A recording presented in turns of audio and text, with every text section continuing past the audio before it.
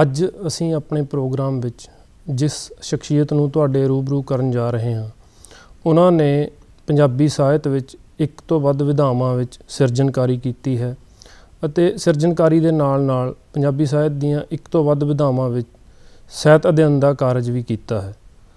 ਪੰਜਾਬ ਦੇ ਮੁਕਤਸਰ ਜ਼ਿਲ੍ਹੇ ਦੇ ਕਰਾਈਵਾਲਾ ਪਿੰਡ ਦੇ ਜੰਮਪਾਲ ਅਤੇ ਪੰਜਾਬ ਯੂਨੀਵਰਸਿਟੀ ਤੋਂ ਪੜ੍ਹ ਕੇ ਪੰਜਾਬੀ ਯੂਨੀਵਰਸਿਟੀ ਪਟਿਆਲਾ ਵਿੱਚ ਪੂਰੀ ਉਮਰ ਅਧਿਆਪਨ ਦਾ ਕਾਰਜ ਕਰਨ ਵਾਲੇ ਡਾਕਟਰ ਬਲਦੇਵ ਸਿੰਘ ਢਾਲੀਵਾਲ।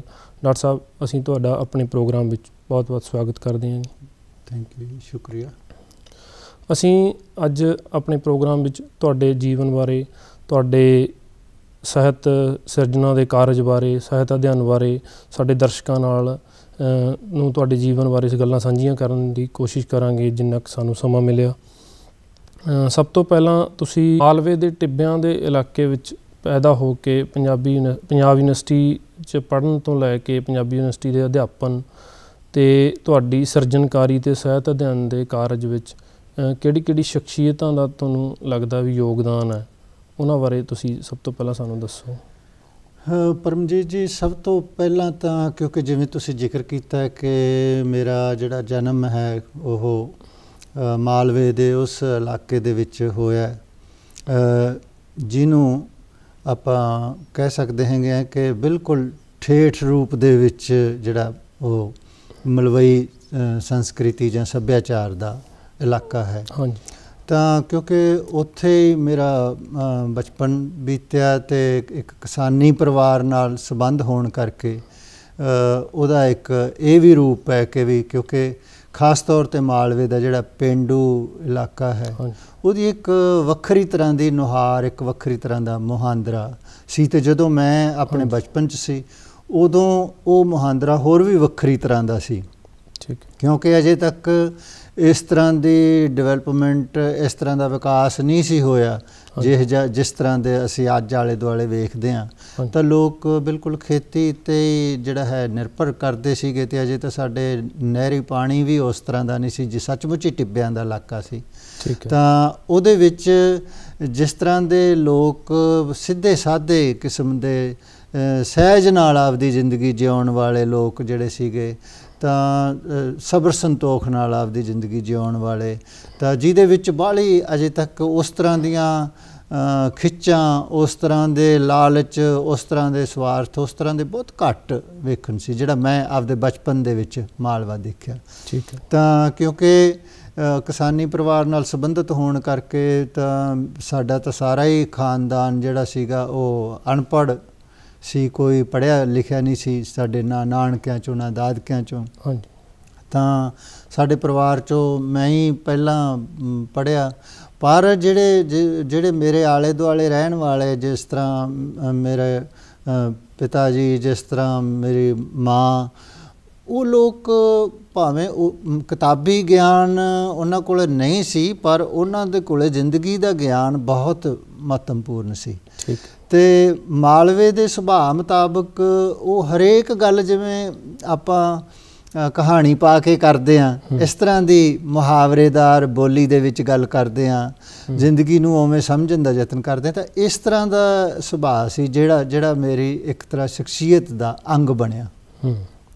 ਤਾਂ ਉਸ ਸੁਭਾਅ ਨੂੰ ਜਿਵੇਂ ਮਤਲਬ ਜੇ ਮੈਂ ਕਹਾਂ ਕਿ ਹੁਣ ਤੁਸੀਂ ਸ਼ਾਇਦ ਉਸ ਤਰ੍ਹਾਂ ਸਾਰੇ ਨੂੰ ਨਹੀਂ ਵੇਖ ਸਕਦੇ, ਪਰ ਉਹਦੇ 'ਚੋਂ ਜਿਹੜਾ ਮੇਰਾ ਸੀਗਾ ਕਿ ਵੀ ਮੈਂ ਸ਼ਾਇਦ ਸਿਰਜਣਾ ਵੱਲ ਆਉਣ ਦਾ ਕਾਰਨ ਵੀ ਇਹੀ ਸੀ ਕਿ ਵੀ ਮੇਰੇ ਕੋਲ ਉਹ ਲੋਕ ਕਹਾਣੀਆਂ ਵਰਗੀਆਂ ਗੱਲਾਂ ਜਿਹੜੀਆਂ ਸੀਗੀਆਂ ਉਹ ਬਹੁਤ ਸੀ, ਜਿਹੜੀਆਂ ਮੈਂ ਆਪਣੇ ਮਾਂ ਬਾਪ ਤੋਂ ਜਾਂ ਆਲੇ ਦੁਆਲੇ ਤੋਂ ਸੁਣੀਆਂ ਸੀ। ਠੀਕ ਹੈ ਜੀ। ਸਿਰਜਣਾਕਾਰੀ ਵਿੱਚ ਤੁਸੀਂ ਆਪਣਾ ਸਫ਼ਰ ਕਵਿਤਾ ਤੋਂ ਸ਼ੁਰੂ ਕਰਦੇ ਹੋ, ਫਿਰ ਕਵਿਤਾ ਦੀ ਇੱਕ ਕਿਤਾਬ ਤੋਂ ਬਾਅਦ ਫਿਰ ਤੁਸੀਂ ਪੰਜਾਬੀ ਕਹਾਣੀ ਨੂੰ ਆਪਣੀ ਸਿਰਜਣਾਕਾਰੀ ਦਾ ਵਿਸ਼ਾ ਬਣਾਉਂਦੇ ਹੋ। ਇਹ ਸਬੱਬ ਕਿਵੇਂ ਬਣਿਆ? ਜਿਵੇਂ ਮੈਂ ਆਪਣੇ BA ਤੋਂ ਬਾਅਦ ਮੈਂ ਪੜ੍ਹਨ ਵਾਸਤੇ ਪੰਜਾਬ ਯੂਨੀਵਰਸਿਟੀ ਚੰਡੀਗੜ੍ਹ ਗਿਆ। ਤਾਂ ਜਿਸ ਤਰ੍ਹਾਂ ਦੀ ਮੈਂ ਪਹਿਲਾਂ ਜ਼ਿਕਰ ਕੀਤਾ ਕਿ ਮੈਂ ਬਿਲਕੁਲ ਇੱਕ ਠੇਠ ਪੇਂਡੂ ਇਲਾਕੇ ਦੇ ਵਿੱਚੋਂ ਗਿਆ ਸੀ, ਅਤੇ ਚੰਡੀਗੜ੍ਹ ਉਦੋਂ ਸਮਝਿਆ ਜਾਂਦਾ ਸੀਗਾ ਕਿ ਵੀ ਬਹੁਤ ਆਧੁਨਿਕ ਕਿਸਮ ਦਾ ਸ਼ਹਿਰ ਹੈ। ਹਾਂਜੀ। ਇਹਨਾਂ ਦੋਨਾਂ ਦਾ ਜਿਹੜਾ ਇੱਕ ਫਰਕ ਹੈਗਾ ਉਹਨੂੰ ਕਿਤੇ ਨਾ ਕਿਤੇ ਮੈਂ ਆਪਣੇ ਅੰਦਰ ਜਿਹੜਾ ਹੈਗਾ ਉਹ ਜਿਵੇਂ ਬੰਦਾ ਹੰਗਾਲਦਾ ਰਹਿੰਦਾ ਹੈਗਾ, ਹੰਗਾਲਦਾ ਰਹਿੰਦਾ ਸੀਗਾ ਕਿ ਵੀ ਇਹ ਮਤਲਬ ਬਿਲਕੁਲ ਹੀ ਇਹ ਕੋਈ ਨਵੀਂ ਦੁਨੀਆ ਹੈ, ਵੱਖਰੀ ਦੁਨੀਆ ਹੈ। ਇਹ ਜਿਹੜਾ ਅਨੁਭਵ ਸੀ ਪਿੰਡ ਤੇ ਸ਼ਹਿਰ ਦੇ ਇੱਕ ਤਰ੍ਹਾਂ ਨਾਲ ਕਸ਼ਮਕਸ਼ ਵਾਲਾ, ਇਹ ਮੇਰੀ ਪਹਿਲਾਂ ਸਭ ਤੋਂ ਉਹ ਉਮਰ ਵੀ ਚਲੋ ਇਸ ਤਰ੍ਹਾਂ ਦੀ ਹੁੰਦੀ ਹੈ, ਤਾਂ ਉਸ ਉਮਰ ਦੇ ਵਿੱਚ ਤੁਸੀਂ ਜਜ਼ਬੇ ਤੇ ਬਹੁਤ ਬਲਵਾਨ ਹੁੰਦੇ ਹੀ ਹੈ। ਤਾਂ ਇਹਦੇ ਨਾਲ ਉਹ ਜਿਹੜੀ ਪਿੰਡ ਤੇ ਸ਼ਹਿਰ ਦੀ ਕਸ਼ਮਕਸ਼ ਸੀ ਉਹ ਰਲ ਗਈ, ਜਿਹੜੀ ਮੇਰੀ ਖਾਸ ਤੌਰ 'ਤੇ ਉਸ ਵੇਲੇ ਦੀ ਕਵਿਤਾ ਜਿਹੜੀ ਬਾਅਦ ਦੇ ਵਿੱਚ ਉੱਚੇ ਟਿੱਬੇ ਦੀ ਰੇਤ ਮੈਂ ਕਿਤਾਬ ਵਿੱਚ ਪਵਾਈ। ਤਾਂ ਉਸ ਕਵਿਤਾ ਦੇ ਵਿੱਚ ਸੀਗਾ, ਮੈਂ ਇੱਕ ਤੁਹਾਡੇ ਸ਼ੇਰ ਇੱਕ ਸਾਂਝਾ ਕਰਦਾ ਉਹਦੇ ਵਿੱਚੋਂ ਕਿ ਪੱਥਰਾਂ ਦੇ ਇਸ ਸ਼ਹਿਰ 'ਚ ਸੱਜਣੀ ਇੱਦਾਂ ਗੁਜ਼ਰੀ ਸ਼ੀਸ਼ਾ ਬਣ ਕੇ, ਕਦੇ ਨਾ ਬੰਦਿਆਂ ਵਾਂਗੂ ਜੀਵੇ, ਕਦੇ ਤੁਰੇ ਨਾ ਛਾਤੀ ਤਣਕੇ। ਮਤਲਬ ਇਹ ਹੁਣ ਪਿੰਡ ਤੇ ਸ਼ਹਿਰ ਦਾ ਇੱਕ ਖਾਸ ਤਰ੍ਹਾਂ ਦਾ ਜਿਹੜਾ ਸੀਗਾ ਕਸ਼ਮਕਸ਼ ਹੈ ਨਾ, ਕਿ ਵੀ ਇੱਥੇ ਤਾਂ ਬੰਦੇ ਦਾ ਜਿਵੇਂ ਮਾਣ ਹੀ ਗੁਆਚ ਗਿਆ ਮੇਰਾ, ਤਾਂ ਵੀ ਮੈਂ ਤਾਂ ਸ਼ਾਇਦ ਸ਼ੀਸ਼ੇ ਵਾਂਗੂ ਹੁਣ ਟੁੱਟਣਾ ਹੀ ਹੈ ਜਿਵੇਂ। ਇਹ ਜਿਹੜੀ ਅੰਦਰਲੀ ਟੁੱਟ ਭੱਜ ਜਾਂ ਨਵੀਂ ਜਿਹੜੀ ਬਣਨਾ, ਟੁੱਟੂਗਾ ਕੁਛ ਤੇ ਬਣੂਗਾ ਵੀ ਨਾਲ, ਉਹ ਮੇਰੀ ਉਸ ਕਵਿਤਾ ਦਾ ਅਨੁਭਵ ਬਣਿਆ। ਜਾਣੀ ਉਹ ਵੇਲਾ ਜਦੋਂ ਤੁਹਾਡੇ ਜਜ਼ਬੇ, ਤੁਹਾਡੇ ਜਜ਼ਬਾਤ ਬਹੁਤ ਪ੍ਰਬਲ ਹੋਣ ਤੇ ਉਹ ਜਿਹੜੀ ਛੇਤੀ ਆਪਣੀ ਜਿਹੜੀ ਉਹਨਾਂ ਦੀ ਅਭਿਵਿਅਕਤੀ ਹੈ ਉਹ ਫਿਰ ਕਵਿਤਾ ਰਾਹੀਂ ਹੁੰਦੀ ਹੈ। ਤਾਂ ਮੇਰੇ ਵੀ ਇਸ ਕਿਸਮ ਦੇ ਅਨੁਭਵ ਸੀ ਜਿਹੜੇ ਉਹ ਮੇਰੀ ਕਵਿਤਾ ਦੇ ਵਿੱਚ ਉਸ ਵੇਲੇ ਆਉਣੇ ਸ਼ੁਰੂ ਹੋਏ। ਤੁਸੀਂ ਪਿੰਡ ਤੇ ਸ਼ਹਿਰ ਦੀ ਜਿਹੜੀ ਕਸ਼ਮਕਸ਼ ਦੀ ਗੱਲ ਕੀਤੀ ਹੈ ਆਪਣੀ ਕਵਿਤਾ ਵਿੱਚ, ਕੀ ਤੁਹਾਨੂੰ ਲੱਗਦਾ ਜਿਵੇਂ ਤੁਹਾਡੇ ਪਹਿਲਾ ਕਹਾਣੀ ਸੰਗ੍ਰਹਿ ਹੈ ਜਿਹੜਾ ਉਹ ਜ਼ਿਆਦਾਤਰ ਪੇਂਡੂ ਜੀਵਨ 'ਤੇ ਕੇਂਦਰਿਤ ਹੈ, ਅਤੇ ਦੂਜੇ ਕਹਾਣੀ ਸੰਗ੍ਰਹਿ ਦੀ ਜਿਹੜੀ ਸਭ ਤੋਂ ਆਪਾਂ ਕਹਿ ਦਈਏ ਵੀ ਪ੍ਰਸਿੱਧ ਕਹਾਣੀ ਹੋਈ ਹੈ ਕਾਰਗਿਲ, ਉਹ ਵੀ ਪੇਂਡੂ ਜੀਵਨ ਦਾ ਅਨੁਭਵ ਪੇਸ਼ ਕਰਦੀ ਹੈ। ਕੀ ਤੁਹਾਨੂੰ ਲੱਗਦਾ ਵੀ ਹਜੇ ਤੁਸੀਂ ਜਿਵੇਂ ਪਿੰਡ ਤੇ ਸ਼ਹਿਰ ਦੀ ਕਸ਼ਮਕਸ਼ ਵਾਲੀ ਕੋਈ ਕਹਾਣੀ ਇਸ ਤਰ੍ਹਾਂ ਦੀ ਸਿਰਜਣਾ ਹਜੇ ਕਰਨੀ ਆ, ਜਾਂ ਤੁਸੀਂ ਸੰਤੁਸ਼ਟ ਹੋ, ਤੁਸੀਂ ਕਰ ਚੁੱਕੇ ਹੋ ਕਸ਼ਮਕਸ਼ ਨੂੰ? ਮੈਂ ਜਦੋਂ ਮਤਲਬ ਉਹਨਾਂ ਕਹਾਣੀਆਂ ਨੂੰ ਪੜ੍ਹਦਾ, ਜਿਹਨਾਂ ਨੂੰ ਤੁਸੀਂ ਉਹਨਾਂ ਨੂੰ ਬਾਹਰੀ ਤੌਰ 'ਤੇ ਦੇਖੋਗੇ ਤਾਂ ਉਹ ਐਂ ਲੱਗਦਾ ਓਪਰੀ ਹਵਾ ਦੀਆਂ ਕਹਾਣੀਆਂ, ਜਿਵੇਂ ਸਾਰੀਆਂ ਪੇਂਡੂ ਪਿੰਡ ਬਾਰੇ। ਪਰ ਜੇ ਮੈਂ ਸ਼ਹਿਰ ਵਾਲੀ ਉਹ ਕਸ਼ਮਕਸ਼ 'ਚੋਂ ਨਾ ਲੰਘਿਆ ਹੁੰਦਾ ਤਾਂ ਮੈਨੂੰ ਪਿੰਡ ਦਾ ਉਹ ਅਨੁਭਵ ਦਿਸਣਾ ਹੀ ਨਹੀਂ ਸੀ। ਜਿਵੇਂ ਮੈਂ ਜੇ ਉਦਾਹਰਨ ਦੇਣੀ ਚਾਹਾਂ ਤਾਂ ਐਡਮ ਤੇ ਈਵ ਕਹਾਣੀ ਦਾ ਉਹ ਜਿਹੜਾ ਬੰਦਾ ਪਿੰਡ ਜਾ ਕੇ ਜਦੋਂ ਦੁਬਾਰਾ ਪਿੰਡ ਨੂੰ ਵੇਖਦਾ ਤੇ ਪਿੰਡ ਉਹਨੂੰ ਪ੍ਰਵਾਨ ਨਹੀਂ ਕਰਦਾ, ਤਾਂ ਉਸ ਵੇਲੇ ਜਾਣੀ ਉਹਦੀ ਜਿਹੜੀ ਹਾਲਤ ਤੁਸੀਂ ਸਮਝ ਸਕਦੇ ਹੈਗੇ ਆ ਕਿ ਉਹ ਵਿੱਚ ਵਿਚਾਲੇ ਲਟਕ ਜਾਂਦਾ। ਬਿਲਕੁਲ, ਵੀ ਪਿੰਡ ਦੇ ਵਿੱਚੋਂ ਵੀ ਉਹ ਨਿਕਲ ਚੁੱਕਿਆ ਤੇ ਸ਼ਹਿਰ ਵੀ ਉਹਨੂੰ ਅਜੇ ਸਵੀਕਾਰ ਨਹੀਂ ਕਰ ਰਿਹਾ, ਤੇ ਉਹ ਬੰਦਾ ਉਸ ਟੁੱਟ ਭੱਜ ਦੇ ਵਿੱਚ ਆ। ਬਿਲਕੁਲ, ਇਸ ਕਰਕੇ ਉਹ ਅਨੁਭਵ ਭਾਵੇਂ ਪੇਂਡੂ ਹੈਗਾ ਪਰ ਉਹਦੇ 'ਚ ਸ਼ਹਿਰ ਵੜ ਚੁੱਕਿਆ, ਮੇਰੀ ਦ੍ਰਿਸ਼ਟੀ 'ਚ ਸ਼ਹਿਰ ਵੜ ਚੁੱਕਿਆ। ਜਿਹਨੂੰ ਮੈਂ ਕਹਾਂ ਕਿ ਮੈਂ ਮਤਲਬ ਸੋਚਣ ਹੋਰ ਤਰ੍ਹਾਂ ਲੱਗ ਪਿਆ, ਜਾਨੀ ਪਿੰਡ ਬਾਰੇ, ਪਿੰਡ ਨੂੰ ਵਿੱਥ ਤੋਂ ਖੜ ਕੇ ਵੇਖਣ ਲੱਗ ਪਿਆ। ਜੇ ਮੈਂ ਪਿੰਡ 'ਚ ਰਹਿੰਦਾ ਤੇ ਫਿਰ ਮੈਂ ਪਿੰਡ ਨਾਲ ਇਕਸੁਰ ਹੋ ਕੇ ਵੇਖਣਾ ਸੀ। ਫਿਰ ਜਿਵੇਂ ਉਹਦੇ 'ਚ ਮੇਰੇ ਪਾਤਰ ਖਾਸ ਤੌਰ 'ਤੇ ਜਿਵੇਂ ਮੇਰੇ ਬਾਪ ਦਾ ਪਾਤਰ ਹੈ, ਤਾਂ ਉਹ ਪਾਤਰ ਜਿਵੇਂ ਆਡਾ ਲਾਉਂਦੇ ਆ ਮੇਰੇ ਨਾਲ, ਜਿਵੇਂ ਮੈਂ ਮਤਲਬ ਉਹਨਾਂ ਦੇ ਨਾਲ ਅੱਗੋਂ ਤਰਕ ਵਿਤਰਕ ਕਰਦਾ, ਤੇ ਹੋ ਸਕਦਾ ਮੈਂ ਉਹ ਉਵੇਂ ਨਾ ਕਰਦਾ ਫਿਰ ਜੇ ਮੈਂ ਸ਼ਹਿਰ 'ਚ ਨਾ ਰਹਿ ਕੇ ਆਇਆ ਹੁੰਦਾ। ਇਸ ਕਰਕੇ ਮੈਂ ਉਹਨੂੰ ਸਮਝੂੰਗਾ ਕਿ ਵੀ ਮੇਰੀ ਜੋ ਸ਼ਹਿਰ ਤੇ ਪਿੰਡ ਦੀ ਕਸ਼ਮਕਸ਼ ਮੇਰੀ ਦ੍ਰਿਸ਼ਟੀ 'ਚ ਆ ਗਈ ਸੀ, ਭਾਵੇਂ ਕਿ ਅਨੁਭਵ ਜਿਹੜਾ ਮੈਂ ਵਸਤੂ ਜਿਹੜਾ ਪੇਸ਼ ਕਰ ਰਿਹਾ ਸੀ ਉਹ ਅਜੇ ਪੇਂਡੂ ਸੀ। ਠੀਕ ਹੈ ਜੀ। ਹਾਂਜੀ। ਅਤੇ ਕੀ ਤੁਹਾਨੂੰ ਲੱਗਦਾ ਵੀ ਜਿਹੜੀ ਕਾਰਗਿਲ ਕਹਾਣੀ ਸੰਗ੍ਰਹਿ ਦੀਆਂ ਕਹਾਣੀਆਂ ਨੇ ਉਸ ਵਿੱਚ ਤੁਹਾਡਾ ਜ਼ਿਆਦਾ ਜਿਹੜਾ ਰਚਨਾ ਵਸਤੂ ਹੈ ਉਹ ਸ਼ਹਿਰੀ ਜੀਵਨ ਆ ਗਿਆ, ਕਿਉਂਕਿ ਤੁਸੀਂ ਸ਼ਹਿਰ ਵਿੱਚ ਰਹਿਣ ਲੱਗ ਗਏ, ਸ਼ਹਿਰੀ ਜੀਵਨ ਦਾ ਅਨੁਭਵ ਨੂੰ ਨੇੜੇ ਤੋਂ ਦੇਖਿਆ? ਸ਼ਹਿਰੀ ਜੀਵਨ ਨਾਲੋਂ ਵੀ ਮੈਂ ਤਾਂ ਉਹਨੂੰ ਜ਼ਿਆਦਾ ਕਹੂੰਗਾ ਕਿ ਵੀ ਉਹਦੇ 'ਚ ਮੱਧ ਵਰਗੀ ਜੀਵਨ ਆ ਗਿਆ। ਠੀਕ। ਜਿੰਨੀ ਦੇਰ ਮੈਂ ਪਿੰਡ ਦਾ ਮੇਰੇ ਕੋਲ ਅਨੁਭਵ ਸੀ, ਉਹ ਭਾਵੇਂ ਮੇਰਾ ਪਰਿਵਾਰ ਮੱਧ ਵਰਗੀ ਕਿਸਾਨੀ ਨਾਲ ਸੰਬੰਧ ਰੱਖਦਾ ਸੀ, ਪਰ ਉਹ ਜਿਹੜਾ ਜੀਵਨ ਜਿਉਂਦੇ ਸੀ ਉਹ ਨਿਮਨ ਕਿਸਾਨੀ ਵਾਲਾ ਹੀ ਸੀਗਾ। ਅੱਛਾ। ਅਤੇ ਸਾਰੇ ਲੋਕ ਹੀ ਐਵੇਂ ਜਿਉਂਦੇ ਸੀ। ਹਾਂਜੀ। ਅਤੇ ਜਦੋਂ ਜਿਹੜਾ ਮੱਧ ਵਰਗੀ ਜੀਵਨ ਹੈ, ਜਿਹਦੇ 'ਚ ਜੀਵਨ ਥੋੜ੍ਹੀਆਂ ਉਸ ਤਰ੍ਹਾਂ ਦੀਆਂ ਉਪਭੋਗੀ ਰੁਚੀਆਂ ਵੀ ਆ ਜਾਂਦੀਆਂ, ਜੀਵਨ ਨੂੰ ਉਸੇ ਤਰ੍ਹਾਂ ਜਿਉਣ ਦਾ ਇੱਕ ਸੁਪਨੇ ਉਹੋ ਜਿਹੇ ਬਣ ਜਾਂਦੇ ਆ, ਤਾਂ ਉਹ ਜਿਹੜੀਆਂ ਚੀਜ਼ਾਂ ਸੀਗੀਆਂ ਉਹ ਸੁਪਨੇ ਕਿਤੇ ਨਾ ਕਿਤੇ ਮੇਰੇ ਅੰਦਰ ਆਏ, ਤਾਂ ਮੈਂ ਫਿਰ ਜਾਨੀ ਉਹ ਕਹਾਣੀਆਂ ਵੀ ਪੂਰੀਆਂ ਸ਼ਹਿਰ ਬਾਰੇ ਨਹੀਂ, ਪਰ ਉਹ ਮੱਧ ਵਰਗ ਵੀ ਬੰਦਾ ਜਿਹੜਾ ਹੈਗਾ ਪਿੰਡ ਤੋਂ ਸ਼ਹਿਰ 'ਚ ਤਬਦੀਲ ਹੋ ਰਿਹਾ, ਉਹਦੀ ਦ੍ਰਿਸ਼ਟੀ ਬਦਲ ਰਹੀ ਹੈ। ਜਿਵੇਂ ਕਾਰਗਿਲ ਵਾਲੇ ਬੰਦੇ ਦੇ ਸੁਪਨਿਆਂ ਨੂੰ ਵੇਖ ਕੇ ਵੀ ਲੋਕ ਥੋੜਾ ਜਿਹਾ ਹੈਰਾਨ ਸੀਗੇ, ਰਣਬੀਰ ਦੇ ਸੁਪਨਿਆਂ ਨੂੰ ਵੀ, ਯਾਰ ਇਹ ਪਿੰਡ ਦਾ ਬੰਦਾ ਹੋ ਕੇ ਕਿਹੋ ਜਿਹੇ ਸੁਪਨੇ ਲੈ ਰਿਹਾ, ਹੈ ਨਾ, ਕਿਹੋ ਜਿਹੀ ਜ਼ਿੰਦਗੀ ਜਿਉਣ ਦੇ ਸੁਪਨੇ ਲੈ ਰਿਹਾ। ਉਹਦੇ ਪਿੱਛੇ ਕਾਰਨ ਇਹੀ ਸੀ ਕਿ ਉਹ ਰਣਬੀਰ ਜਿਹੜਾ ਹੈਗਾ ਕਾਰਗਿਲ ਵਾਲਾ, ਉਹ ਅਸਲ ਦੇ ਵਿੱਚ ਕਿਉਂਕਿ ਚਿਤਰਿਆ ਤਾਂ ਮੈਂ ਹੀ ਹਾਂ, ਤਾਂ ਮੇਰੀ ਦ੍ਰਿਸ਼ਟੀ ਬਦਲ ਚੁੱਕੀ ਹੈ। ਮੈਨੂੰ ਲੱਗਦਾ ਸੀਗਾ ਕਿ ਵੀ ਸ਼ਾਇਦ ਉਹਨਾਂ ਦੇ ਸੁਪਨੇ ਵੀ ਹੁਣ ਇਸ ਤਰ੍ਹਾਂ ਦੇ ਤਬਦੀਲ ਹੋਣੇ ਸ਼ੁਰੂ ਹੋ ਗਏ। ਉਹ ਮੈਨੂੰ ਚੀਜ਼ ਪਹਿਲਾਂ ਦਿਸਣ ਦਾ ਕਾਰਨ ਵੀ ਇਹੀ ਸੀ। ਜੇ ਮੈਨੂੰ ਆਪਦੇ ਸਮਕਾਲੀਆਂ 'ਚ ਉਹ ਚੀਜ਼ ਪਹਿਲਾਂ ਨਜ਼ਰ ਆਈ ਤਾਂ ਉਹਦੇ ਪਿੱਛੇ ਕਾਰਨ ਵੀ ਇਹੀ ਸੀ ਕਿ ਮੇਰੇ ਕੋਲੇ ਇੱਕ ਖਾਸ ਤਰ੍ਹਾਂ ਦੀ ਦ੍ਰਿਸ਼ਟੀ ਵਿਕਸਿਤ ਹੋ ਗਈ ਸੀਗੀ ਉਹਨਾਂ ਸ਼ਹਿਰਾਂ ਦੇ ਵਾਸ ਕਰਕੇ ਜਾਂ ਉਹ ਮੱਧ ਵਰਗੀ ਜੀਵਨ ਜਾਚ ਦਾ ਹਿੱਸਾ ਬਣਨ ਕਰਕੇ। ਹਾਂਜੀ, ਤੁਸੀਂ ਕਹਾਣੀ ਰਚਨਾ ਤੋਂ ਬਾਅਦ ਸਫ਼ਰਨਾਮੇ ਲਿਖੇ ਅਤੇ ਤੁਹਾਡਾ ਜਿਹੜਾ ਸਫ਼ਰਨਾਮਾ ਮੋਤੀਆਂ ਦੀ ਚੋਗ ਆ ਬਹੁਤ ਜ਼ਿਆਦਾ ਮਕਬੂਲ ਹੋਇਆ। ਤੁਸੀਂ ਆਪਣੇ ਸਫ਼ਰਨਾਮੇ ਦੇ ਅਨੁਭਵ ਬਾਰੇ ਸਾਡੇ ਦਰਸ਼ਕਾਂ ਨੂੰ ਕੁਝ ਦੱਸੋ। ਮੇਰੇ ਸਫ਼ਰਨਾਮਿਆਂ ਦਾ ਸੁਭਾਅ ਅਸਲ ਦੇ ਵਿੱਚ ਇਸ ਗੱਲ ਨੇ ਨਿਸ਼ਚਿਤ ਕੀਤਾ ਕਿ ਵੀ ਮੈਂ ਬਾਹਰ ਕਿਸ ਕੰਮ ਲਈ ਗਿਆ। ਬਾਹਰ ਕਿਉਂਕਿ ਮੈਂ ਕਾਨਫਰੰਸਾਂ ਦੇ ਬਹਾਨੇ ਨਾਲ ਹੀ ਜਾਣਾ ਸ਼ੁਰੂ ਕੀਤਾ, ਅਤੇ ਜਦੋਂ ਮੁੱਢ ਦੇ ਵਿੱਚ 1997 ਦੇ ਵਿੱਚ ਉਹ ਆਇਆ, 1997 'ਚ ਮੈਂ ਗਿਆ ਬਾਹਰ ਪਹਿਲੀ ਵਾਰੀ ਮਿਲਵਾਕੀ ਵਾਲੀ ਕਾਨਫਰੰਸ 'ਤੇ। ਹਾਂਜੀ, ਤਾਂ ਉਸ ਵੇਲੇ ਬਹੁਤ ਘੱਟ ਲੋਕ ਜਾਂਦੇ ਸੀ ਬਾਹਰ। ਮਹਿੰਗਾ ਵੀ ਸੀਗਾ, ਮੌਕੇ ਵੀ ਨਹੀਂ ਸੀ ਬਣਦੇ, ਚਲੋ ਕਾਨਫਰੰਸ ਦੇ ਬਹਾਨੇ ਨਾਲ ਬਣ ਗਏ। ਪਰ ਜਦੋਂ ਉਸ ਵੇਲੇ ਇੱਕ, ਭਾਵੇਂ ਕਿ ਮੈਂ ਪਹਿਲਾਂ ਚੰਡੀਗੜ੍ਹ ਰਹਿ ਚੁੱਕਿਆ ਸੀ, ਪਰ ਜਦੋਂ ਮੈਂ ਪਹਿਲੀ ਵਾਰੀ ਅਮਰੀਕਾ ਦੀ ਧਰਤੀ 'ਤੇ ਗਿਆ ਤਾਂ ਉਹ ਸੱਚਮੁੱਚ ਤੁਹਾਨੂੰ ਚਕਾਚੌਂਧ ਕਰਨ ਵਾਲੀ ਧਰਤੀ ਮੈਨੂੰ ਲੱਗੀ ਉਸ ਵੇਲੇ। ਕਿਉਂਕਿ ਹੁਣ ਜਿਸ ਤਰ੍ਹਾਂ ਮੀਡੀਆ ਨਾਲ ਤੁਸੀਂ ਸਾਰੀਆਂ ਚੀਜ਼ਾਂ ਹੀ ਪਹਿਲਾਂ ਹੀ ਵੇਖ ਲੈਂਦੇ ਆ, ਉਦੋਂ ਇਹ ਗੱਲ ਅਜੇ ਨਹੀਂ ਸੀ।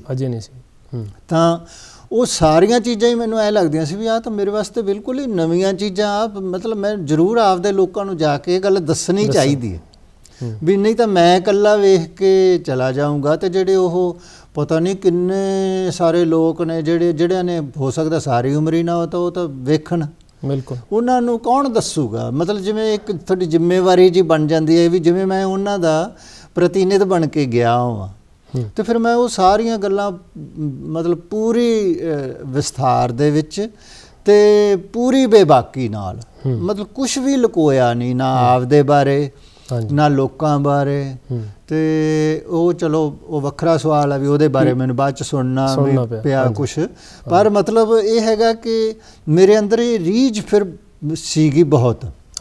ਫਿਰ ਮੈਂ ਇੰਗਲੈਂਡ ਕਾਨਫਰੰਸ 'ਤੇ ਹੀ ਗਿਆ ਤਾਂ ਥੇਮਜ਼ ਨਾਲ ਵਗਦਿਆਂ ਲਿਖ ਲਿਆ। ਫਿਰ ਇਸੇ ਤਰ੍ਹਾਂ ਹੀ ਮੌਕਾ ਮਸਾਂ ਪਾਕਿਸਤਾਨ ਦਾ ਬਣਿਆ, ਹਾਲਾਂਕਿ ਉੱਥੇ ਅਸੀਂ ਸਾਰੇ 7 ਦਿਨ ਹੀ ਰਹੇ, ਪਰ ਉਹ 7 ਦਿਨਾਂ ਦੇ ਵਿੱਚ ਵੀ ਮੈਨੂੰ ਇਉਂ ਲੱਗਿਆ ਕਿ ਵੀ ਪਾਕਿਸਤਾਨ ਦੇ ਜਨ ਜੀਵਨ ਜਾਂ ਸੱਭਿਆਚਾਰ ਹੈ ਵੀ ਅਸੀਂ ਕਈ ਵਾਰੀ ਕਹਿੰਦੇ ਰਹਿੰਦੇ ਵੀ ਸਾਡੇ ਵਰਗੇ ਹੀ ਪੰਜਾਬੀ ਨੇ, ਸਾਡੇ ਵਰਗੇ ਹੀ ਪੰਜਾਬੀ ਨੇ, ਸਾਰਾ ਕੁਛ ਉਵੇਂ ਹੈ, ਪਰ ਮੈਨੂੰ ਤਾਂ ਬਹੁਤ ਫਰਕ ਲੱਗ ਰਿਹਾ। ਮੈਨੂੰ ਇਉਂ ਲੱਗੇ ਕਿ ਵੀ ਜਿਵੇਂ ਅਸੀਂ ਪਾਕਿਸਤਾਨ, ਮੈਨੂੰ ਮੇਰੇ ਇਸ ਤਰ੍ਹਾਂ ਲੱਗਣ ਲੱਗ ਪਿਆ ਜਿਵੇਂ ਆਪਣਾ ਭਾਰਤ ਜਿਵੇਂ ਕੋਈ 60ਵੇਂ 70ਵੇਂ 'ਚ ਹੁੰਦਾ ਸੀ, ਵੀ ਜਿਵੇਂ ਉੱਥੇ ਫਰੀਜ਼ ਹੋ ਗਿਆ ਹੋਵੇ, ਉੱਥੇ ਖੜ ਗਿਆ ਹੋਵੇ। ਤੁਸੀਂ ਲਿਖਿਆ ਵੀ। ਤਾਂ ਮੈਨੂੰ ਜਦੋਂ ਇਹ ਗੱਲਾਂ ਸੀ, ਭਾਵੇਂ ਮੈਂ 7 ਦਿਨ ਬਹੁਤ ਥੋੜ੍ਹਾ ਸਮਾਂ ਹੁੰਦਾ, ਤੁਸੀਂ ਕਿੰਨਾ ਕੁ ਜਨ ਜੀਵਨ ਵੇਖ ਲਓਗੇ, ਪਰ ਮਤਲਬ ਇਹ ਚੀਜ਼ ਤੁਹਾਨੂੰ ਮੈਨੂੰ ਉਤਸ਼ਾਹਿਤ ਬਹੁਤ ਕਰਦੀ ਸੀ ਕਿ ਵੀ ਮੈਨੂੰ ਉਹ ਦੱਸਣਾ ਚਾਹੀਦਾ। ਤਾਂ ਮੇਰੇ ਜਿਹੜੇ ਸਫ਼ਰਨਾਮੇ ਸੀ ਉਹ ਇਸ ਗੱਲ ਦੇ ਵਿੱਚੋਂ ਨਿਕਲੇ ਕਿ ਵੀ ਮੈਂ ਜਿਹੜਾ ਬਾਹਰ ਜਾਣ ਦੇ ਮੈਨੂੰ ਮੌਕੇ ਮਿਲੇ, ਬਹੁਤ ਸਾਰੇ ਲੋਕਾਂ ਨੂੰ ਨਹੀਂ ਮਿਲਦੇ, ਅਤੇ ਮੈਨੂੰ ਜਿਹੜੇ ਮੌਕੇ ਮਿਲੇ ਤਾਂ ਮੈਨੂੰ ਸੀਗਾ ਵੀ ਮੈਂ ਉਸ ਅਨੁਭਵ ਨੂੰ ਗਵਾਉਣਾ ਨਹੀਂ ਸੀ ਚਾਹੁੰਦਾ ਅਤੇ ਆਪਦੇ ਲੋਕਾਂ ਨਾਲ ਸਾਂਝਾ ਕਰਨਾ ਚਾਹੁੰਦਾ ਸੀਗਾ, ਤਾਂ ਕਿ ਦੇਖੋ ਚਾਹੇ ਸਾਹਿਤ ਹੈ, ਚਾਹੇ ਮਤਲਬ ਵਾਰਤਕ ਹੈ, ਚਾਹੇ ਆਲੋਚਨਾ ਹੈ, ਉਹਦਾ ਮਕਸਦ ਤਾਂ ਆਪਦੇ ਲੋਕਾਂ ਵਾਸਤੇ ਹੀ ਕੁਛ ਕਰਨਾ ਹੁੰਦਾ। ਉਹ ਤਾਂ ਮਾਧਿਅਮ ਨੇ। ਮਸਲਾ ਤਾਂ ਅਸਲ ਦੇ ਵਿੱਚ ਇਹ ਵੀ ਤੁਸੀਂ ਉਸ ਨੂੰ ਸਾਰੇ ਨੂੰ ਕਿਵੇਂ ਸਮਝਣਾ ਅਤੇ ਗਾਂਹ ਕਿਵੇਂ ਸਮਝਾਉਣਾ। ਤਾਂ ਮੇਰੇ ਸਫ਼ਰਨਾਮੇ ਜਿਹੜੇ ਹੈਗੇ ਉਹ ਇਕੱਲੇ ਜਾਣੀ ਸਿਰਜਨਾਤਮਕ ਸਾਹਿਤ ਹੀ ਨਹੀਂ, ਉਹਨਾਂ 'ਚ ਥੋੜ੍ਹੀ ਆਲੋਚਨਾ ਵਾਲੀ ਵੀ ਚੀਜ਼ ਹੈਗੀ, ਵਿੱਚ ਤੁਸੀਂ ਸਮਾਜ ਨੂੰ ਸਮਝ ਰਹੇ ਹਾਂ, ਕਿਸੇ ਨੀਝ ਨਾਲ ਸਮਝ ਰਹੇ ਹਾਂ, ਉਹਨੂੰ ਡੂੰਘਾਈ 'ਚ ਜਾ ਕੇ ਵੇਖਣ ਦਾ ਯਤਨ ਕਰ ਰਹੇ ਹਾਂ ਵੀ ਇਹਦੇ 'ਚ ਕੀ ਕੁਛ ਹੈ, ਕਿੱਥੇ ਟੁੱਟ ਭੱਜ ਹੋ ਰਹੀ ਹੈ, ਕਿੱਥੇ ਸਾਡੇ ਵਰਗਾ ਹੀ ਹੈ, ਕਿੱਥੇ ਮਤਲਬ ਨਵਾਂਪਣ ਪੈਦਾ ਹੋ ਗਿਆ, ਕੀ ਅਸੀਂ ਇੱਥੋਂ ਸਿੱਖ ਸਕਦੇ ਹਾਂ, ਕਿੱਧਰ ਜਾ ਸਕਦੇ ਹਾਂ, ਇਸ ਤਰ੍ਹਾਂ। ਠੀਕ, ਤੁਸੀਂ ਜਿਵੇਂ ਕਿਹਾ ਵੀ ਮੇਰੇ ਸਫ਼ਰਨਾਮੇ ਵਿੱਚ ਇੱਕ ਆਲੋਚਨਾ ਵੀ ਪਈ ਹੈ, ਮੈਂ ਆਲੋਚਨਾ ਵਰਗੀ ਚੀਜ਼ ਕਹਿ ਸਕਦੇ ਹਾਂ ਆਪਾਂ ਉਹਨੂੰ। ਕੀ ਤੁਹਾਨੂੰ ਲੱਗਦਾ ਜਿਵੇਂ ਤੁਸੀਂ ਕਹਾਣੀ ਰਚੀ ਹੈ, ਤੁਸੀਂ ਸਫ਼ਰਨਾਮੇ ਲਿਖੇ ਨੇ, ਤੁਸੀਂ ਵਾਰਤਕ ਵਿੱਚ ਆਪਣੇ ਮਾਤਾ ਪਿਤਾ ਦੇ ਰੇਖਾ ਚਿੱਤਰ ਲਿਖੇ ਨੇ, ਡਾਕਟਰ ਕੇਸਰ ਦਾ ਰੇਖਾ ਚਿੱਤਰ ਲਿਖਿਆ, ਕਿ ਜਿਹੜਾ ਤੁਸੀਂ ਬਿਰਤਾਂਤ ਦਾ ਅਧਿਐਨ ਕਰਦੇ ਹੋ, ਬਿਰਤਾਂਤ ਦੇ ਤੁਸੀਂ ਮਤਲਬ ਪਾਠਕ ਹੋ, ਅਧਿਐਨ ਕਰਤਾ ਹੋ, ਕਿ ਉਹ ਇਹਦੇ ਵਿੱਚ ਸਹਾਈ ਹੁੰਦਾ, ਤੁਹਾਡੀ ਬਿਰਤਾਂਤ 'ਚ ਮੁਹਾਰਤ ਇਹਦੇ 'ਚ ਸਹਾਈ ਹੁੰਦੀ ਹੈ? ਮੈਂ ਇਹ ਤਾਂ ਹੁੰਦੀ ਹੈ। ਮੈਂ ਮਾੜਾ ਜਿਹਾ ਥੋੜ੍ਹਾ ਆਪਣੀ ਵਾਰਤਕ ਬਾਰੇ ਇਹ ਗੱਲ ਕਹਿਣੀ ਚਾਹੁੰਦਾ। ਹਾਂਜੀ, ਵਾਰਤਕ ਬਾਰੇ ਕਿ ਮੇਰੀਆਂ ਕਹਾਣੀਆਂ ਦੇ ਵਿੱਚ ਵੀ ਮਤਲਬ ਮੇਰਾ ਬਾਪ ਬਹੁਤ ਉਹਦਾ ਦਖਲ ਹੈ, ਜਾਨੀ ਬਹੁਤ ਪਾਤਰ ਵਾਰ-ਵਾਰ ਆਉਂਦਾ, ਬਿਲਕੁਲ ਮਾਂ ਵੀ ਆਉਂਦੀ ਹੈ, ਮਤਲਬ ਬਹੁਤੀਆਂ ਜੀਵਨੀਆਤਮਕ ਜੀਆਂ ਹੀ ਨੇ ਉਹ ਕਹਾਣੀਆਂ, ਆਪਣੇ ਨੇੜਲੇ ਪਰਿਵਾਰਕ ਯਥਾਰਥ ਦੀਆਂ। ਤਾਂ ਜਦੋਂ ਮੈਂ ਵਾਰਤਕ ਮੈਂ ਮਹਿਸੂਸ ਕਰਦਾ ਸੀਗਾ ਕਿ ਯਾਰ ਜਿਹੜੇ ਇਹ ਪਾਤਰ ਨੇ, ਹੈ ਨਾ, ਇਹ ਤਾਂ ਮਤਲਬ ਚਲੇ ਜਾਣਗੇ ਜਦੋਂ, ਤੇ ਵੱਧ ਤੋਂ ਵੱਧ ਇੱਥੇ ਨੇੜਲੇ ਲੋਕਾਂ ਦੇ ਸਿਮਰਤੀ 'ਚ ਰਹਿ ਜਾਣਗੇ ਤੇ ਬਸ। ਤੇ ਪਰ ਬੰਦੇ ਇਹ ਬਹੁਤ ਵੱਡੇ ਨੇ, ਇਹਨਾਂ ਦੀਆਂ ਗੱਲਾਂ ਬਹੁਤ ਵੱਡੀਆਂ ਨੇ। ਜਾਨੀ ਮੇਰਾ ਆਪਣੇ ਬਾਪ ਕਹਿੰਦਾ ਹੁੰਦਾ ਸੀਗਾ ਕਿ ਵੀ ਹਾਲ ਤਾਂ ਹਰੇਕ ਵਾਹ ਲੈਂਦਾ, ਪਰ ਹਰੇਕ ਕਿਸਾਨ ਨਹੀਂ ਹੁੰਦਾ। ਉਹ ਕਿਸਾਨੀ ਦਾ ਮਤਲਬ ਉੱਥੇ ਹੁਨਰ ਨਾਲ ਸੰਬੰਧਿਤ ਸੀ। ਉਹ ਕਹਿੰਦਾ ਹੁੰਦਾ ਸੀ ਕਿਸਾਨ ਹੋਣਾ ਬਹੁਤ ਵੱਡੀ ਗੱਲ ਹੈ, ਜਿਵੇਂ ਲੋਕਾਂ ਦੇ ਸਿੱਖ ਹੋਣਾ ਬਹੁਤ ਵੱਡੀ ਗੱਲ ਹੈ। ਕਿਸਾਨ ਹੋਣ ਦਾ ਮਤਲਬ ਹੈ, ਕਹਿੰਦਾ ਜਿਹੜਾ ਬੰਦਾ ਜ਼ਿੰਦਗੀ ਦੀ ਵੱਤਰ ਨਹੀਂ ਨਾ ਸਮਝਦਾ, ਉਹ ਕਿਸਾਨ ਨਹੀਂ ਬਣ ਸਕਦਾ। ਸੁੱਕੇ 'ਚ ਨਹੀਂ ਦਾਣੇ ਹੋਣੇ ਤੇ ਨਾ ਹੀ ਗਿੱਲ 'ਚ ਹੋਣੇ ਆ, ਬਿਲਕੁਲ। ਤੇ ਵੱਤਰ ਸਮਝਣੀ ਜ਼ਿੰਦਗੀ ਦੀ ਬਹੁਤ, ਮਤਲਬ ਹੁਣ ਇਹ ਇੱਕ ਗੱਲ, ਇਹਦੇ 'ਚ ਫਲਸਫਾ ਪਿਆ, ਬਿਲਕੁਲ ਜੀ। ਇਸੇ ਤਰ੍ਹਾਂ ਮੇਰੀ ਮਾਂ ਵਾਰ-ਵਾਰ ਜਦੋਂ ਕਿਤੇ, ਉਹ ਹਰੇਕ ਗੱਲ ਹੀ ਉਦਾਹਰਨ ਨਾਲ, ਹਰੇਕ ਗੱਲ ਹੀ ਕਹਾਣੀ ਨਾਲ ਕਰਨ ਵਾਲੀ ਔਰਤ ਸੀ। ਜਦੋਂ ਉਹਨੇ ਮਤਲਬ ਕਹਿਣਾ ਕਿ ਕਈ ਵਾਰੀ ਕਿ ਪਸ਼ੂਆਂ ਦੇ ਹੱਡ ਵਿਕਦੇ, ਤੇਰਾ ਚੰਮ ਨਹੀਂ ਕਿਸੇ ਕੰਮ ਆਉਣਾ, ਤੇ ਕੰਮ ਨੂੰ ਬਹੁਤ ਮਹੱਤਵ ਦੇਣਾ, ਬਹੁਤ ਮਹੱਤਵ ਦੇਣਾ ਕੰਮ ਨੂੰ, ਹੈ ਨਾ। ਤੇ ਅਕਸਰ ਹੀ ਕਹਿੰਦੀ ਹੁੰਦੀ ਸੀ ਵੀ ਭਾਈ ਕੰਮ ਨੂੰ ਲੱਗੇ ਰਹਿਣਾ ਚਾਹੀਦਾ, ਲੱਗੀ ਤਾਂ ਕੀੜੀ ਨਹੀਂ ਮਾਣ ਹੁੰਦੀ, ਉਹ ਵੀ ਸਮਾਨ ਢੋ ਦਿੰਦੀ ਹੈ ਨਾ। ਤੇ ਇਹ ਚੀਜ਼ਾਂ ਜਿਹੜੀਆਂ ਸੀਗੀਆਂ, ਮੈਂ ਚਾਹੁੰਦੀ ਮੈਂ ਯਾਰ ਇਹ ਬੰਦਿਆਂ ਦਾ ਸਾਰਾ ਕੁਛ ਇਹਨਾਂ ਦੇ ਨਾਲ ਹੀ ਚਲਾ ਜਾਊਗਾ, ਬਾਹਰ ਨਹੀਂ ਜਾਊਗਾ। ਤਾਂ ਮੈਂ ਜਾਨੀ ਉੱਥੇ ਵੀ ਮੇਰੇ ਅੰਦਰ ਇਹੀ ਗੱਲ ਸੀ ਕਿ ਵੀ ਇਹਨਾਂ ਪਾਤਰਾਂ ਦਾ ਫਲਸਫਾ, ਪੇਂਡੂ ਬੰਦਿਆਂ ਕੋਲ ਆਪਦੀ ਤਰ੍ਹਾਂ ਦਾ ਦਰਸ਼ਨ ਹੁੰਦਾ, ਆਪਦੀ ਤਰ੍ਹਾਂ ਦੀ ਫਿਲਾਸਫੀ ਹੁੰਦੀ ਹੈ, ਆਪਦੀ ਤਰ੍ਹਾਂ ਦੀ ਵਿਚਾਰਧਾਰਾ ਹੁੰਦੀ ਹੈ, ਸੰਸਕ੍ਰਿਤੀ ਹੁੰਦੀ ਹੈ। ਉਹ ਸਾਰਾ ਕੁਛ ਸਮਾਜ ਦੇ ਵੱਡੇ ਘੇਰੇ ਤੱਕ ਕਿਵੇਂ ਜਾਵੇ, ਉਹਨੂੰ ਕਿਵੇਂ ਉਹਨਾਂ ਲੋਕਾਂ ਤੱਕ ਲੈ ਕੇ ਜਾਇਆ ਜਾਵੇ। ਤਾਂ ਇਸ 'ਚੋਂ ਮੇਰੀ ਵਾਰਤਕ ਮੁੱਢਲੇ ਤੌਰ 'ਤੇ ਨਿਕਲੀ ਵੀ ਮੈਨੂੰ ਨਾ ਬਿਰਤਾਂਤ ਦਾ ਹੁਨਰ ਮੇਰੇ ਕੋਲ ਸੀਗਾ ਹੀ, ਕਹਾਣੀ ਮੈਂ ਲਿਖ ਹੀ ਸਕਦਾ ਸੀਗਾ। ਤੇ ਮੈਂ ਮਤਲਬ ਉਹਨਾਂ ਨੂੰ ਸੋਹਣੀ ਸ਼ੈਲੀ ਦੇ ਵਿੱਚ ਉਹਨਾਂ ਦੇ ਅੰਦਰਲੇ ਸੰਸਾਰ ਨੂੰ, ਉਹਨਾਂ ਨੂੰ ਪਾਤਰਾਂ ਵਾਂਗ ਚਿੱਤਰ ਸਕਦਾ ਸੀ। ਤਾਂ ਇਸ ਕਰਕੇ ਮੈਂ ਵਿੱਚ ਵਾਰਤਕ ਲਿਖਦਾ ਰਿਹਾ। ਦੂਜਾ ਕਾਰਨ ਸੀਗਾ ਕਿ ਕਿਉਂਕਿ ਮੈਂ ਥੋੜ੍ਹਾ ਸਮਾਂ ਆਪਦੀ ਜ਼ਿੰਦਗੀ ਦੇ ਵਿੱਚ ਅਖਬਾਰ ਦੇ ਵਿੱਚ ਕੰਮ ਕੀਤਾ, ਤੇ ਮੈਨੂੰ ਉੱਥੇ ਮਤਲਬ ਆਮ ਲੋਕਾਂ ਵਾਸਤੇ ਜਿਹੜੀ ਸੀਗੀ ਨਾ ਵਾਰਤਕ ਲਿਖਣ ਦੀ ਲੋੜ ਸੀਗੀ, ਅਖਬਾਰ ਦੀ ਲੋੜ। ਉਹਨੇ ਮੇਰਾ ਇੱਕ ਸੁਭਾਅ ਬਣਾ ਤਾ ਵੀ ਤੁਹਾਡੇ ਆਲੇ ਦੁਆਲੇ ਕਿੰਨਾ ਕੁਛ ਖਿਲ ਰਿਹਾ ਪਿਆ ਹੁੰਦਾ, ਜਿਹਦੇ ਬਾਰੇ ਤੁਸੀਂ ਕਹਾਣੀ ਨਹੀਂ ਲਿਖ ਸਕਦੇ, ਕਵਿਤਾ ਨਹੀਂ ਲਿਖ ਸਕਦੇ, ਜਿਹਦੇ ਬਾਰੇ ਨਾਵਲ ਵੀ ਨਹੀਂ ਲਿਖ ਸਕਦੇ। ਉਹ ਬਹੁਤ ਛੋਟੇ ਛੋਟੇ ਅਨੁਭਵ ਖੰਡਾਂ ਜਿਹਾਂ ਦੇ ਰੂਪ ਦੇ ਵਿੱਚ ਪਏ ਹੁੰਦੇ ਆ, ਉਹ ਤੁਸੀਂ ਵਾਰਤਕ ਦੇ ਵਿੱਚ ਲਿਖ ਸਕਦੇ ਹੈਗੇ ਆ। ਤੇ ਮੈਂ ਬੜੇ ਇਸ ਤਰ੍ਹਾਂ ਦੇ ਲੇਖ ਲਿਖੇ, ਜਾਨੀ ਸਾਡੇ ਚਰਖੇ ਬਾਰੇ, ਫੁਲਕਾਰੀ ਬਾਰੇ, ਲੋਕਾਂ ਦੇ ਅੱਡ ਅੱਡ ਕਬੀਲਿਆਂ ਬਾਰੇ, ਪੇਂਡੂ ਕਿਸਾਨੀ ਬਾਰੇ, ਛੋਟੇ ਲੇਖ ਬਹੁਤ ਸਾਰੇ ਲਿਖੇ। ਉਹ ਮੇਰੀ ਵਾਰਤਕ ਦਾ ਹਿੱਸਾ ਬਣੇ। ਜਿਸ ਖੇਤਰ ਦੀ ਗੱਲ ਕਰਾਂਗੇ, ਤੁਸੀਂ ਆਪਣੇ ਅਧਿਐਨ ਦਾ ਜਿਹੜਾ ਸਾਰਾ ਸਮਾਂ ਜਿਹੜਾ ਹੈਗਾ ਲਗਭਗ 3.5 ਦਹਾਕੇ ਕਹਾਣੀ ਦੇ ਅਧਿਐਨ 'ਤੇ ਲਗਾਇਆ, ਉਹਦੇ ਖੋਜ 'ਤੇ ਲਗਾਇਆ, ਉਹਦੇ ਅਧਿਐਨ 'ਤੇ ਅਧਿਆਪਨ 'ਤੇ ਲਗਾਇਆ। ਜਿਵੇਂ ਕਹਾਣੀ ਦਾ ਜਿਹੜਾ ਖੇਤਰ ਹੈ, ਹਰ ਸਾਲ 250-300 ਤੋਂ ਵੱਧ ਕਹਾਣੀਆਂ ਛਪਦੀਆਂ ਨੇ, 12-15 ਸੰਗ੍ਰਹਿ ਛਪਦੇ ਨੇ। ਅਤੇ ਤੁਹਾਡੀ ਪੰਜਾਬੀ ਕਹਾਣੀ ਦੀ ਇਤਿਹਾਸਕਾਰੀ 'ਚ ਮੁਹਾਰਤ ਹੈ, ਇੰਨੇ 150 ਸਾਲ 125 ਸਾਲ ਦੇ ਲਗਭਗ ਕਹਾਣੀ ਲਿਖੀ ਜਾ ਚੁੱਕੀ ਹੈ। ਇੰਨੇ ਲੰਮੇ ਮਤਲਬ ਰਚਨਾ ਕਾਲ ਦੀ ਇੰਨੀ ਲੰਮੀ ਰਚਨਾਕਾਰੀ ਨੂੰ ਇੱਕ ਡਾਟੇ ਨੂੰ ਕਿਵੇਂ ਸੰਭਾਲ ਕੇ ਰੱਖਣਾ, ਉਹਨੂੰ ਸੰਜੋਣਾ, ਇਸ ਜਿਹੜਾ ਚੈਲੰਜ ਨੂੰ ਤੁਸੀਂ ਕਿਵੇਂ ਲਿਆ? ਇਹ ਲਗਭਗ ਕੋਈ ਸਬਾਬੇ ਬਣਿਆ ਕਿ ਵੀ ਜਦੋਂ ਮੈਂ ਇੱਥੇ ਯੂਨੀਵਰਸਿਟੀ ਆਇਆ 1991-92 ਦੇ ਵਿੱਚ, ਹਾਂਜੀ, ਪੰਜਾਬੀ ਯੂਨੀਵਰਸਿਟੀ ਆਉਣ ਤੋਂ ਬਾਅਦ ਸਬੱਬ ਬਣਿਆ ਕਿ ਮੈਨੂੰ ਇੱਕ ਯੂਨੀਵਰਸਿਟੀ ਨੇ ਇੱਕ ਤਰ੍ਹਾਂ ਪ੍ਰੋਜੈਕਟ ਦਿੱਤਾ ਕਿ ਵੀ ਮੈਂ ਕਹਾਣੀ ਦਾ ਸੰਖੇਪ ਇਤਿਹਾਸ ਲਿਖਾਂ। ਹਾਂਜੀ, ਉਹ ਪ੍ਰੋਜੈਕਟ ਤਾਂ ਬਾਅਦ ਦੇ ਵਿੱਚ ਉਹਨਾਂ ਨੇ ਵਾਪਸ ਲੈ ਲਿਆ, ਜਾਣੀ ਨਹੀਂ ਚੱਲ ਨਹੀਂ ਸਕਿਆ ਉਹ। ਪਰ ਮੈਂ ਉਸ ਮਿਸ਼ਨ ਨੂੰ ਮਤਲਬ ਉਸੇ ਕਹਿ ਲਓ ਥੋੜ੍ਹੀ ਜਿਹੀ ਜਿੱਦ 'ਚ ਹਾਂਜੀ, ਅਤੇ ਥੋੜ੍ਹੀ ਜਿਹੀ ਆਪਦੀ ਮੇਰੀ ਦਿਲਚਸਪੀ ਵੀ ਸੀਗੀ, ਹਾਂਜੀ, ਤਾਂ ਮੈਂ ਖ਼ਤਮ ਨਹੀਂ ਕੀਤਾ ਆਪਦੇ ਵੱਲੋਂ। ਹਾਂਜੀ, ਯੂਨੀਵਰਸਿਟੀ ਨੇ ਭਾਵੇਂ ਹੱਥ ਖੜੇ ਕਰਤੇ ਕਿ ਅਸੀਂ ਨਹੀਂ ਇਹ ਕਰਵਾਉਣਾ, ਹਾਂਜੀ, ਤੇ ਪਰ ਮੈਂ ਨਹੀਂ ਉਹਨੂੰ ਛੱਡਿਆ। ਹਾਂਜੀ, ਮੈਂ ਉਹ ਪ੍ਰੋਜੈਕਟ ਬਣਾ ਕੇ ਮੁੜ ਕੇ ਆਪਦਾ ਕੰਮ ਕਰਕੇ ਤੇ ਉਹ HRD ਮਿਨਿਸਟਰੀ ਨੂੰ ਦੇਤਾ। ਹਾਂਜੀ, ਜਿਹਦਾ ਬਾਅਦ 'ਚ ਕਹਾਣੀ ਦਾ ਇਤਿਹਾਸ ਬਾਅਦ ਦੇ ਵਿੱਚ ਉਹਨਾਂ ਨੇ ਉਹ ਮਤਲਬ ਉਹ ਬਣ ਗਿਆ ਹੈ ਨਾ। ਫਿਰ ਮੇਰਾ ਉਹ ਇੱਕ ਤਰ੍ਹਾਂ ਨਾਲ ਮੇਰੀ ਟ੍ਰੇਨਿੰਗ ਹੋ ਗਈ ਉਹਦੇ 'ਚ, ਤੇ ਮੈਂ ਟ੍ਰੇਨਿੰਗ ਨੂੰ ਬਹੁਤ ਮਹੱਤਵ ਦਿੰਦਾ ਜ਼ਿੰਦਗੀ ਦੇ ਵਿੱਚ ਕਿ ਤੁਸੀਂ ਉਨੀ ਦੇਰ ਕੁਛ ਨਹੀਂ ਕਰ ਸਕਦੇ ਜਿੰਨੀ ਦੇਰ ਤੁਹਾਡੇ ਕੋਲ ਉਸ ਖਿੱਤੇ ਦੀ ਉਸ ਖੇਤਰ ਦੀ ਟ੍ਰੇਨਿੰਗ ਨਹੀਂ। ਉਹ ਜਦੋਂ ਮੇਰੀ ਟ੍ਰੇਨਿੰਗ ਹੋ ਗਈ ਤਾਂ ਫਿਰ ਮੈਂ ਉਹ ਡਾਟਾ ਅਸਲ ਦੇ ਵਿੱਚ ਫਿਰ ਸੰਭਾਲਣਾ ਸ਼ੁਰੂ ਕੀਤਾ। ਆਪਣੇ ਪ੍ਰੋਗਰਾਮ ਦੇ ਸਿਖਰ ਤੇ ਤੁਹਾਡੇ ਤੋਂ ਇੱਕ ਸਵਾਲ ਪੁੱਛਣਾ ਚਾਹੁੰਦਾ। ਤੁਸੀਂ ਸਿਰਜਣਕਾਰੀ ਦੇ ਕੰਮ ਨਾਲ ਜੁੜੇ ਹੋਏ ਹੋ, ਕਹਾਣੀ ਦੇ ਅਧਿਐਨ ਨਾਲ ਜੁੜੇ ਹੋਏ ਹੋ, ਤੁਹਾਡੇ 'ਤੇ ਵੀ ਬਹੁਤ ਸਾਰਾ ਅਧਿਐਨ ਹੋਇਆ, ਤੁਹਾਡੀ ਕਹਾਣੀਆਂ 'ਤੇ ਕੰਮ ਹੋਇਆ, ਅਤੇ ਤੁਸੀਂ ਆਪਣੇ ਕੰਮਕਾਰ ਤੋਂ ਜਾਂ ਆਪਣੇ 'ਤੇ ਹੋਏ ਕੰਮ ਤੋਂ ਕਿਵੇਂ ਸੰਤੁਸ਼ਟ ਹੋ, ਜਾਂ ਤੁਹਾਡੀਆਂ ਭਵਿੱਖ ਦੀਆਂ ਹੋਰ ਕਿਹੜੀਆਂ ਮਤਲਬ ਤੁਹਾਨੂੰ ਲੱਗਦਾ ਵੀ ਹਜੇ ਹੋਰ ਕੰਮ ਕਰਨ ਦੀ ਲੋੜ ਆ ਤੁਹਾਨੂੰ ਕਹਾਣੀ ਅਧਿਐਨ ਵਿੱਚ, ਜਾਂ ਫਿਰ ਸਿਰਜਣਾਕਾਰੀ ਵੱਲ ਮੁੜਨ ਦੀ ਤੁਹਾਡੀ ਇੱਛਾ ਹੈਗੀ ਹੈ? ਇਹ ਗੱਲ ਮੈਂ ਅਕਸਰ ਹੀ ਵੈਸੇ ਕਹਿਣਾ ਦੋਸਤਾਂ ਮਿੱਤਰਾਂ ਨਾਲ ਗੱਲ ਕਰਦਿਆਂ ਕਿ ਵੀ ਮੈਂ ਨਾ ਪੰਜਾਬੀ ਦੇ ਵਿੱਚ ਤੁਸੀਂ ਦੁਆਨੀ ਦਾ ਕੰਮ ਕਰੋ ਤੇ ਤੁਹਾਡੀ 4 ਆਨੇ ਮੁੱਲ ਪੈਂਦਾ। ਹਾਂਜੀ, ਲੋਕ ਕਹਿੰਦੇ ਬੇਕਦਰੀ, ਮੈਂ ਇਹਨੂੰ ਉਲਟ ਪਾਸੇ ਕਹਿਣਾ ਕਿ ਲੋਕ ਤੁਹਾਡੇ ਸਿਰ ਨਾਲ ਭਾਰ ਚੜਾਈ ਰੱਖਦੇ ਆ। ਹਾਂਜੀ, ਤੁਹਾਨੂੰ ਲੱਗਦਾ ਯਾਰ ਮੈਥੋਂ ਅਜੇ ਘੱਟ ਕੰਮ ਹੋਇਆ, ਹਾਂਜੀ, ਤੇ ਮੈਂ ਹੋਰ ਕਰਾਂ ਕੰਮ, ਵੀ ਮੈਂ ਤਾਂ ਅਜੇ ਜਿੰਨਾ ਉਹਨਾਂ ਨੇ ਮੈਨੂੰ ਕਿਹਾ ਉਹਨਾਂ ਮੈਥੋਂ ਨਹੀਂ ਹੋ ਰਿਹਾ ਨਾ। ਹਾਂਜੀ, ਇਸ ਕਰਕੇ ਮੈਂ ਤਾਂ ਚਲੋ ਆਪਦਾ ਕੰਮ ਇਸ ਸਪਿਰਿਟ ਨਾਲ ਕਰਦਾ ਹੀ ਰਿਹਾ।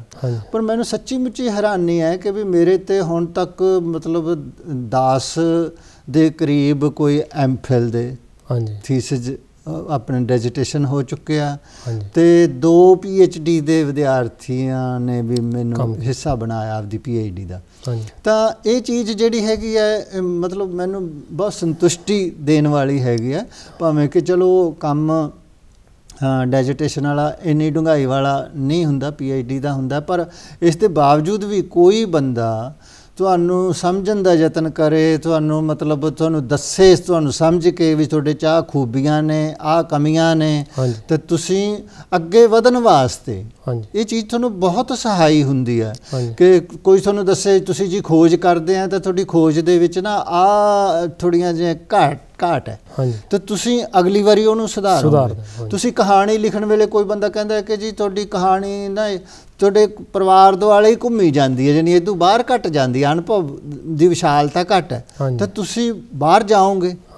ਤੁਹਾਡੇ ਸਫ਼ਰਨਾਮਿਆਂ ਬਾਰੇ ਕੋਈ ਬੰਦਾ ਤੁਹਾਨੂੰ ਕਹੂਗਾ ਵੀ ਤੁਸੀਂ ਤਾਂ ਆਪਦੇ ਜਿਨ੍ਹਾਂ ਦੋਸਤਾਂ ਮਿੱਤਰਾਂ ਕੋਲੇ ਗਏ ਆ ਤੁਸੀਂ ਉਹਨਾਂ ਦਾ ਜ਼ਿਕਰ ਜ਼ਿਆਦਾ ਕਰਦੇ ਆ, ਤਾਂ ਤੁਸੀਂ ਫਿਰ ਉਸ ਤੋਂ ਬਾਅਦ ਜਿਹੜਾ ਹੈਗਾ ਉਹ ਚੀਜ਼ਾਂ ਬਾਰੇ ਸੁਚੇਤ ਹੁੰਦੇ। ਤਾਂ ਮੈਨੂੰ ਬੜੀ ਖੁਸ਼ੀ ਹੈਗੀ ਹੈ ਕਿ ਲੋਕਾਂ ਨੇ ਇੰਨੀ ਦਿਲਚਸਪੀ ਨਾਲ ਮੇਰੇ ਕੰਮ 'ਤੇ ਕੰਮ ਕੀਤਾ।